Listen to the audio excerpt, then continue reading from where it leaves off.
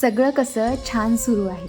अहो सगळं कसं छान सुरू आहे असं आपण जगाला सांगतो, पण खरं सांगू का, आपण स्वतःलाच आता खूप कमी भेटतो. मोबाईलच्या स्क्रीनमध्ये आता सगळं जग सामावलंय, पण शेजारच्या माणसाशी बोलायला मन मात्र विसरलंय.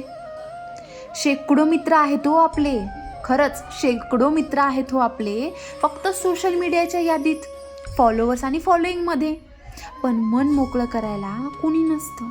जेव्हा मन असतं काळजीत, वेळ मिळेल तेव्हा नक्की भेटू, वेळ मिळेल तेव्हा नक्की भेटू, हे वाक्य आता सवयीचं झालंय. आणि त्या वेळेच्या प्रतीक्षेत कित्येक नाते कोमेजून गेलेत. आठवणीचे फोटो गॅलरीत हजारो साठवून ठेवलेत. आठवणीचे फोटो गॅलरीत हजारो साठवून ठेवलेत, पण ते क्षण पुन्हा जगण्याचे रस्ते मात्र आपणच बंद केलेत. धावपळ तर सुरूच आहे पोटासाठी आणि सुखासाठी. हो, धावपळ तर सुरूच आहे पोटासाठी आणि सुखासाठी, पण कधी थांबून बघितलं नाही स्वतःच्या आनंदासाठी. घड्याळ आपल्या हातात असतं बरं का, घड्याळ आपल्या हातात असतं, पण वेळ मात्र कोणाकडेच नाही. आयुष्य संपत चाललंय, हो आयुष्य संपत चाललंय, पण घाई आपली थांबतच नाही.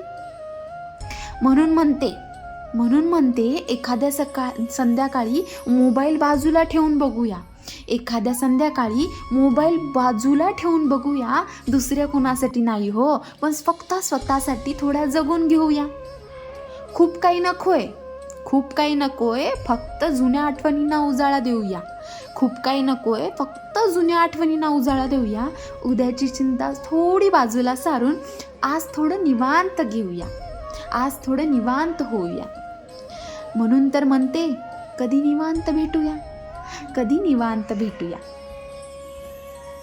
वेळ मिळत तेव्हा नक्की भेटू, असं म्हणता आपण स्वतःलाच भेटायचं विसरून गेलोत, हो ना.